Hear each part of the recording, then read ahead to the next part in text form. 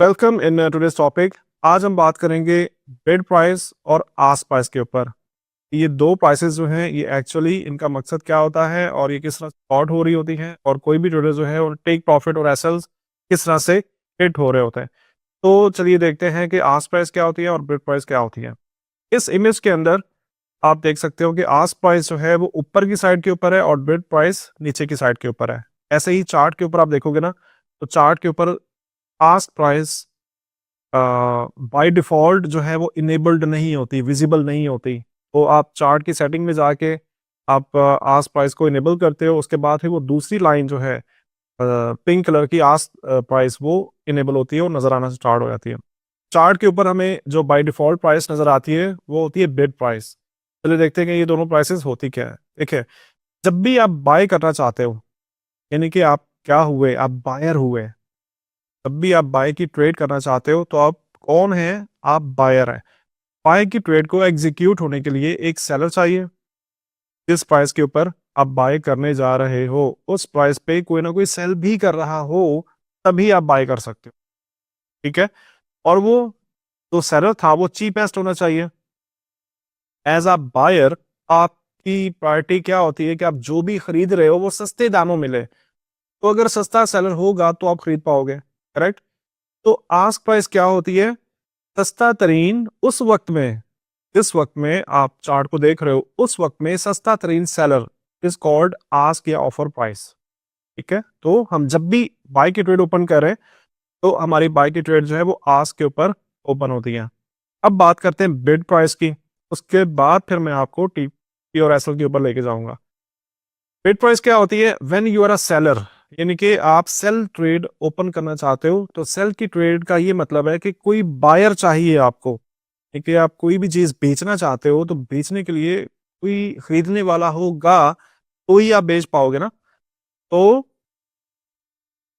जब भी आप सेलर हो तो बिड प्राइस क्या है कि उस प्राइस के ऊपर एक बायर मौजूद है और वो बायर जो है वो महंगी तरीन प्राइस के ऊपर है। महंगी तरीन प्राइस के ऊपर यूज हो रहे हैं। चलो मैं बताता हूँ। देखिए, आप जब भी कोई चीज बेचने जाते हो ना, तो आपकी कोशिश होती है कि वो महंगे दामों बिके, तभी आपको प्रॉफिट ज्यादा होगा। अगर आप बायर हो, कोई भी चीज खरीदने जाते हो, तो आपकी कोशिश ये होती है कि वो सस्ते दामों मिले, तभी आपको एक अच्छी प्राइस मिलेगी।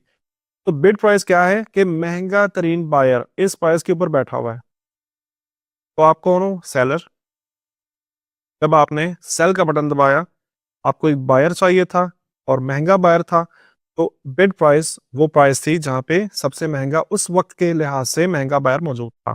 ठीक है? तो जब भी हम सेल की ट्रेड ओपन करते हैं तो हमारी सेल की ट्रेड जो वो बिड प्राइस के ऊपर ओपन होती है। यहाँ तक क्लियर? चलें अब बात करते हैं टीपी और एसएल की। देखें, अगर हम सेल की ट्रेड कर रहे हैं ना, तो सेल की ट्रेड के अंदर हमारे जो टीपी और एसएल होते हैं वो पेंडिंग बाय ऑर्डर्स होते हैं। सेल की ट्रेड के TPs and एसएल्स pending by order होते हैं। तो बाय ऑर्डर किस प्राइस पर खुलेगा? आस्क प्राइस के ऊपर। इसका ये मतलब हुआ कि जब तक आस्क प्राइस हमारे टीपी या एसएल को हिट नहीं करेगा उस वक्त तक टीपी एसएल हिट नहीं होगा। अब होता क्या है कि हम देखते हैं कि कैंडल हमारे टेक प्रॉफिट तक बनी हुई होती है, बनी हुई नजर आ रही होती है, लेकिन टेक प्रॉफिट हिट नहीं हुआ होता। उसकी क्या वजह है? उसकी यही वजह है कि जो चार्ट के ऊपर कैंडल्स प्लॉट हो रही है ना, वो कैंडल्स प्लॉट हो रही है बिड प्राइस से। बिड प्राइस से वो कैंडल्स प्लॉट हो रही हैं। सेल की ट्रेड का टेक प्रॉफिट किस प्राइस से हिट होना था? आस्क प्राइस से। तो जब तक आस्क प्राइस उस टेक प्रॉफिट की प्राइस को टकराएगी नहीं, उस वक्त तक वो हिट नहीं होगा। हो गया।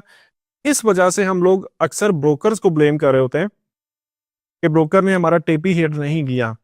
लेकिन ब्रोकर का इसमें कोई खास अमल दखल नहीं होता। कुछ ऐसे ब्रोकर मौजूद हैं जो कि इस तरह की मैनिपुलेशन करते हैं।